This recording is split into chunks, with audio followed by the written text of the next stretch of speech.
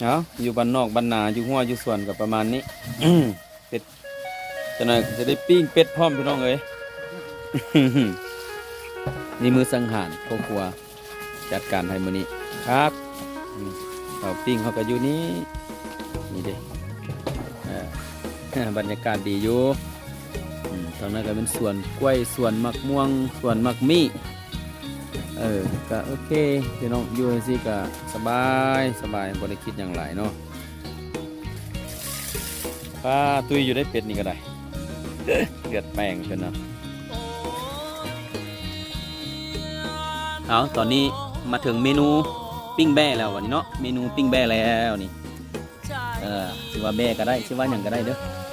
อยู่ซ้ำเด้แล้วก็มีหมกอบอบว้าวอบกำลังสิฟดจะหน่อยได้สวบเนาะจะหน่อยได้แดกแล้วนี่เบาแก้วไทยช้ำเนื้อกันมาไทยแรงสปีกมึงดูปิ้งกันเร็วว้ายก็แบ่บ่แม่นบ่โอ้ยเอ็งนี่ละว่าแทว่าเนาะเอาตอนนี้ก่อนเด้อเอาฮอดย่ามแดกแล้ววันนี้ฮอดย่ามแดกแล้วเด้อ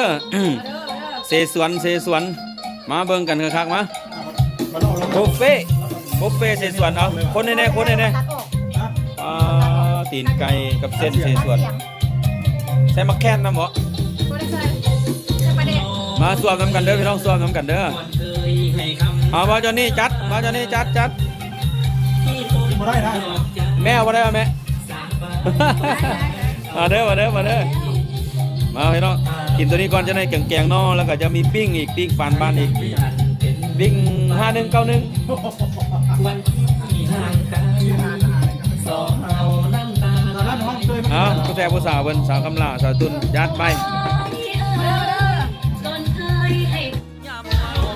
มาส่วนมื้อนี้มาส่วนป้ามะกวางสดใหม่สุกคาต้นได้ไหน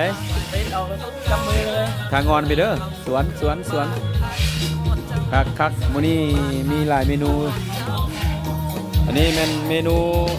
สีจุ่มตินี่นะผู้หญิงของหมอจอนนี่มือคีย์บอร์ดเด้อนี่เด้อ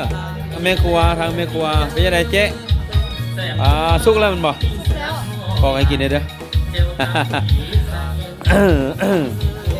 สาวคำลา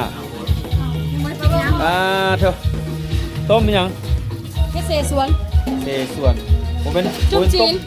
ต้มจีนดิลืมมาวันโม่ตาย5วันละจีนมาอยู่ลาวบ่ได้แล้วมัน เจอทั้งจุ่มทั้งลวกทั้งปิ้งมันจีนมาอยู่ลาวนะ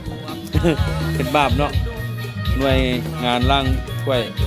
ชาวล่ำยังโสดเด้อพูดได้นอไม้วันนี้โอ้แกงนออะไรกินนอบัดอัดท้ายเด้อกินแกงนออัดท้ายเด้อมักมีตุนโอ้สุกเลยนี่อ่อนนุ่มๆนี่นะเหล้าบองยาอีกวันนี้โอ้บอจะนี่บุกินเบียร์เด้อวันนี้กินเหล้าบองยาเด้อวันนี้ครับทางนี้เด้